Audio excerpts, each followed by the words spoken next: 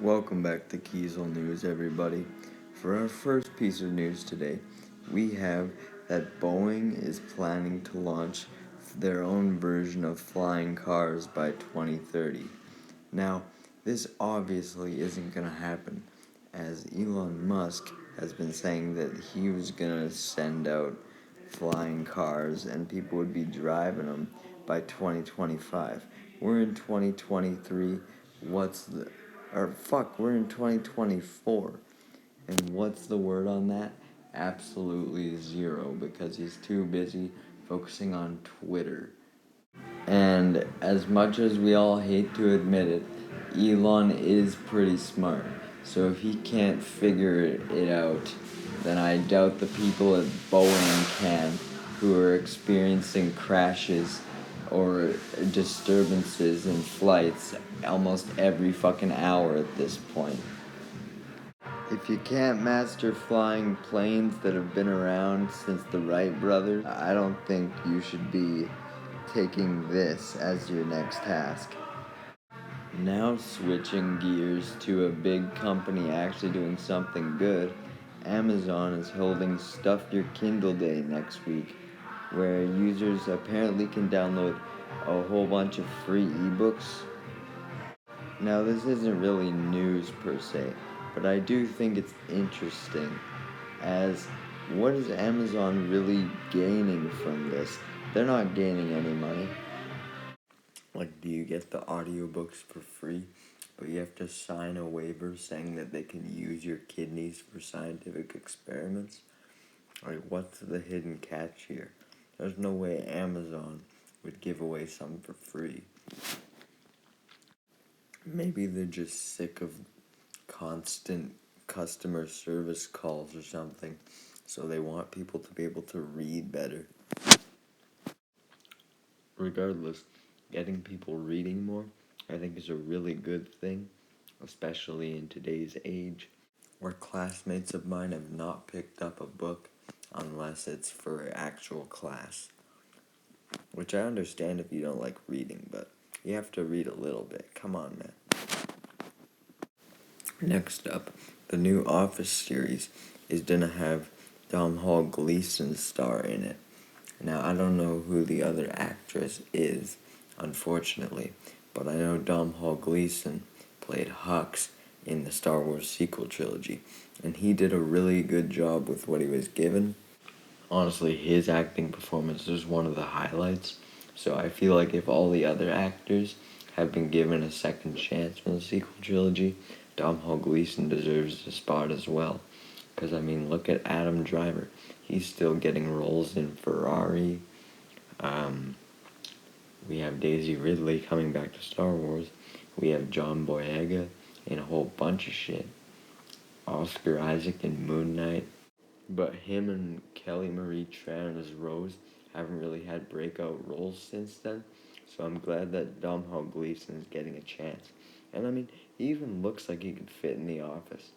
Like, I don't know how to explain it, but it looks like he could take the place of Michael Scott in that picture and fit in just fine. Next up, we have news, very unfortunate news, that David Zaslav's pay grade has went up in a 26.5% increase to $49.7 million. This is in the midst of all of the layoffs, all of the movie cancellations and tax write-offs, the closing of Rooster Teeth. You're gonna close Rooster Teeth, Zaslav, but you're gonna give yourself $50 million. Oh yeah, what have you done to deserve that? I think we need to strike against specifically Zaslav, just Zaslav. And by strike, I mean send a goddamn airstrike on his house. Like, damn. For sake, YouTube, that was a joke. Don't give me a community guideline strike. But I'm serious. People need to do something. I have seen a whole bunch of Rooster Teeth staff make like tweets about it and stuff. So if we could even just get this trending on Twitter, maybe do a few more strikes and get people who also hate Warner Bros.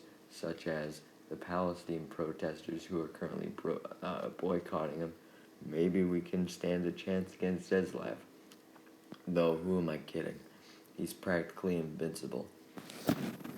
He's been hated since he stepped in and has just continued getting richer despite the company getting poorer. Like, that's the other fucked up thing, is that Warner Bros. Is losing money. That's why they're canceling all this shit. And yet, David Zaslav is still being selfish and giving himself way more money than a person ever needs.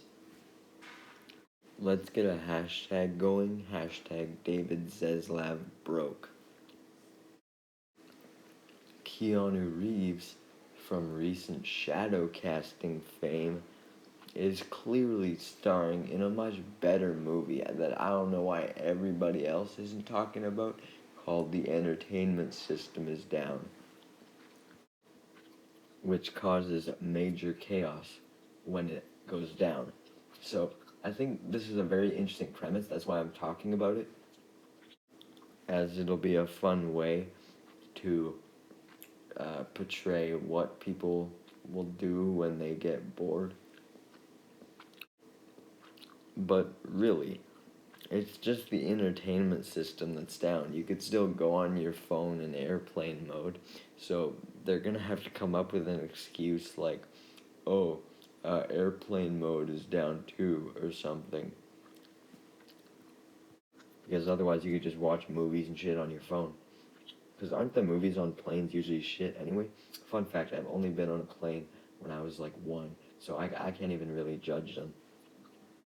In even more interesting movie news, we have the Rotten Tomatoes score for Zack Snyder's Rebel Moon 2, and it's at 13%. That is as low as Madam Web first was when it first came out. Madam Web.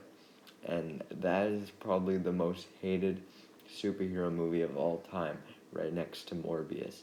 So if your movie is as bad as Madam Web, we have a problem, Zack Snyder. This makes me wonder how certain shit gets greenlit every single day. You have all these shows that people love watching that don't get second seasons or third seasons, and yet you greenlight something that people hated the first thing of. It makes no sense. Zack Snyder must be sleeping with somebody at the studios. Maybe we'll see it in the R-rated version of Rebel Moon 2 that he's making. Fuck. Getting more money out of this bullshit. Speaking of Rooster Teeth getting canceled, the YouTubers Watcher have decided to set up their own subscription service that is actually, I believe, the exact same monthly price as the Rooster Teeth first subscription on a monthly basis, which is $5.99. So it's funny that they're starting this up now, and I think they should know that they're just setting themselves up for failure at this point, as the market just isn't set up for independent creators to launch their own streaming services. If Rooster Teeth, the one who did it successfully, has failed in today's day and age, I doubt that they can start doing it up again. Just do what Smosh did, where they came back and they have their own YouTube membership. And that's what a whole bunch of YouTubers are doing. You can still do $5.99 a month, but just release all your content under membership pretty much then. That would even be more successful than starting a whole new streaming service that people are going to have to go to and find out of nowhere. Whereas if you did the join membership on YouTube, then people would at least have YouTube to search for your channel and find it in the suggestions. That's not to say I don't hope that everything works out for them. I hope they can do it successfully. Maybe they could become as successful as something like Dropout, but I guess we'll see. Next up, Elon Musk is making yet another Twitter promise, stating that he's gonna ban engagement farming accounts. So those would be all of those gimmick accounts, I would assume, such as name sound-alikes, memes out of context, rare insults,